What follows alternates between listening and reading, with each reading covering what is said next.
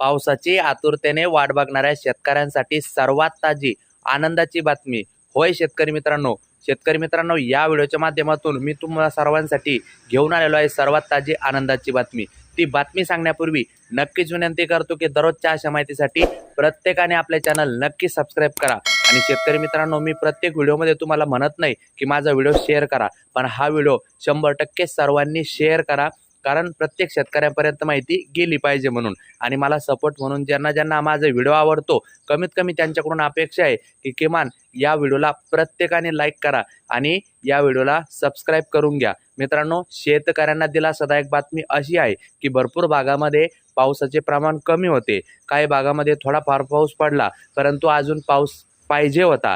तर अशा सर्व शेतकऱ्यांसाठी दिलासादायक बातमी घेऊन आलेलो आहे. शेतकरी मित्रांनो, आपणा सर्वांना सांगू इच्छितो, गेल्या 2 दिवसापूर्वीच मी सांगितलं होतं की बंगालच्या उपसागरामध्ये अजून एक कमी दाबाची शक्यता तयार होत आहे आणि याचा प्रभाव म्हणून राज्यात पावसाची शक्यता वाढत आहे. आणि तसंच घडताना सुद्धा दिसत आहे की बंगालच्या उपसागरामध्ये पुन्हा एकदा कमी दाबाचे वातावरण जवळपास तयार झालेले आहे. आज सायंकाळपर्यंत त्याचा जोर अजून वाढेल आणि विशेषतः याचा प्रभाव म्हणून राज्यात येत्या आठवडाभर पावसाची शक्यता अति दाट आहे. विशेष करून राज्यामध्ये बघा तुम्ही, सर्वत्रच हा पाऊस असणार आहे.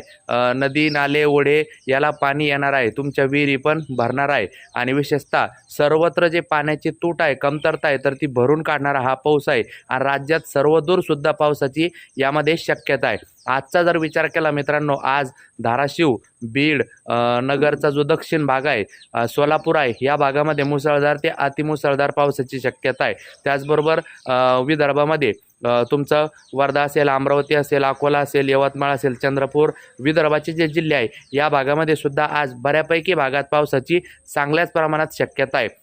उर्वरित महाराष्ट्रामध्ये आज पावसाची शक्यता वाढत आहे. जसं जसं वेळ होईल, सायंकाळ होईल, इतर भागात सुद्धा पावसाची अतिदाट शक्यता तयार होत आहे.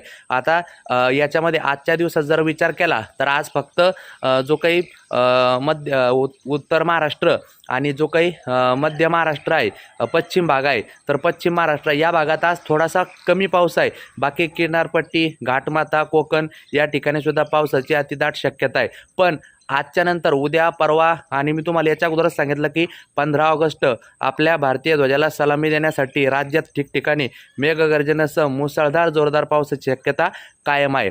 तर मित्रांनो, मला या व्हिडिओच्या माध्यमातून हेच सांगायचे आहे की येत्या आठवडाभरामध्ये सर्वत्र पावसाची अतिदाट शक्यता आता वाढत आहे. नक्कीच हा व्हिडिओ सगळ्यांनी लाईक, सबस्क्राईब, शेअर करायला विसरू नका. आता पाऊस चालू झालेला आहे. व्हिडिओ बंद करतो, माझ्याकडे सुद्धा पावसाला सुरुवात झाली. धन्यवाद.